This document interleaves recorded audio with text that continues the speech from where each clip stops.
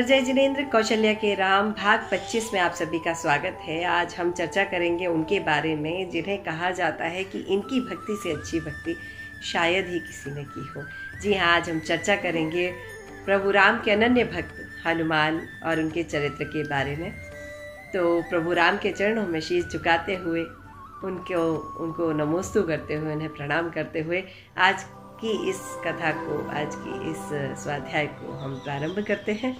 हनुमान जी के चरित्र को सुनने से पहले हमें प्रारंभ करना होगा उनके माता पिता के चरित्र की बातों से लेकर।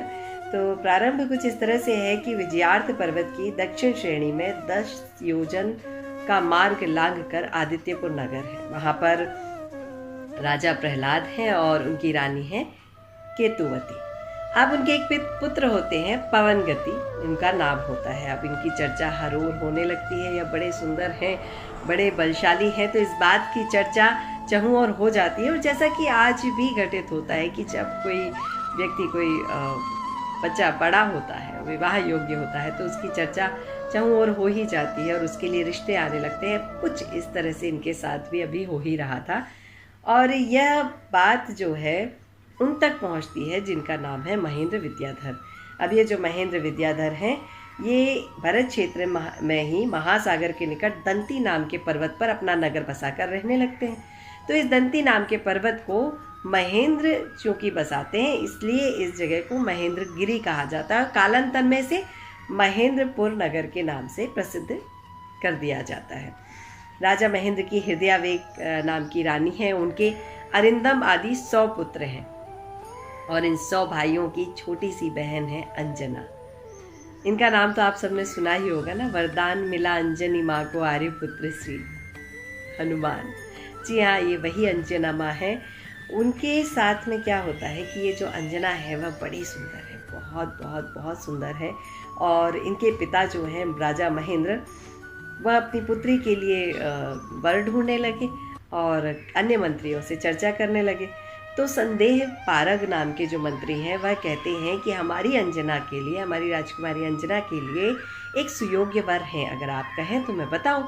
तो इस बात पर राजा महेंद्र कहते हैं, कहिए ना, किधर है, कौन है। तो वह जो सुरेंद्र पारग हैं मंत्री, वह बताते हैं कि आदित्यपुर नगर में राजा प्रहलाद, रानी केतुमती और उनके परम बलशाली पुत्र हैं पवनजय। अत्यंत पराक्रमी हैं, रूपवान हैं, गुणों की खान हैं। तो आप कहें तो उनके साथ में विवाह की बात चले। इस बात पर वह तैयार हो जाते हैं और राजा महेंद्र राजा प्रहलाद से मिलने के लिए आतुर हो जाते हैं और कहते हैं ना कि जो जिससे मिलना चाहता है, कहीं ना कहीं प्रकृति भी उन्हें उनसे मिला देती है। और होता भी यहाँ पर है कि बसंत ऋतु आती है और विद्याधर राजा कैलाश पर्वत पर पहुंचते हैं। अब राजा महेंद्र भी बंधु वर्ग के साथ वहां आए हैं, सारे विद्याधर हैं, तो राजा महेंद्र भी वहां आए। उसी समय राजा प्रहलाद भी जिनेंद्र देव की वंदना करने के लिए उस पर्वत पर पहुंच जाते हैं। अब जब वहां पहुंचते हैं तो राजा महेंद्र उन्हें देखते हैं और आदर के साथ उनके पास पहुंचते हैं, कुशल मंगल की चर्चा करते हैं और कहते हैं कि मैं अपने पुत्र के लिए कन्या की खोज कर रहा हूँ। यह बात राजा प्रहलाद कहते हैं। राजा महेंद्र कहते हैं कि मैं भी अपनी कन्या के लिए योग्य वर की खोज कर रहा था और मैंने आपके पुत्र पवनंजय को अपनी कन्या के वर के रूप में चुना है।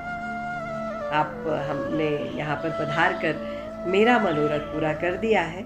तो अंजना और पवनंजय के पिता दोनों मानुषोत्तर पर्वत के अत्यंत सुंदर तट पर उनके मंगल विवाह की चिंता करते हैं, उसमें उनके मंगल विवाह के लिए इच्छा करते हैं और क्षण भर में तैयारियां हो जाती हैं। ज्योतिषियों ने, देव भी ज्योतिषी देव होते हैं, तो ज्योतिषियों ने 3 दिन बाद के विवाह के लिए शुभ मुहूर्त बताया है। अब पवनंजय जो है, उन्हें लगता है कि अब वह अंजना से 3 दिन और अधिक दूर नहीं रह सकते हैं और यह बात अपने मित्र, उनके प्रहस्त नाम के जो मित्र हैं, उनसे कहते हैं कि मैं अंजना से मिलने के लिए अधीर हो रहा हूँ, तो आप मुझे उनके पास ले चलिए। इस बात पर उनके, अब मित्र तो मित्र हैं, हमेशा साथ देते हैं, तो वह अपने मित्र का साथ देने के लिए प्रहस्त उनके साथ चल पड़ते हैं और दोनों क्षण भर में अंजना सुंदरी के घर के उनके महल के समीप पहुंच जाते हैं और उन झरोखे में से उन्हें देखने लगते हैं और एक सुंदर सी तरुणी को, जो कि उनकी पत्नी होने वाली है, देखकर प्रहलाद के जो पुत्र हैं पवनंजय अत्यंत प्रसन्नचित्त हो जाते हैं। यहाँ तक की घटना हमने आज पढ़ी। इसके बाद पवनंजय के साथ क्या होता है, अंजना के साथ क्या होता है, इस घटना के बारे में हम पढ़ेंगे अगले भाग में। तब तक के लिए मुझे आज्ञा दीजिए। प्रणाम, नमस्कार, जय।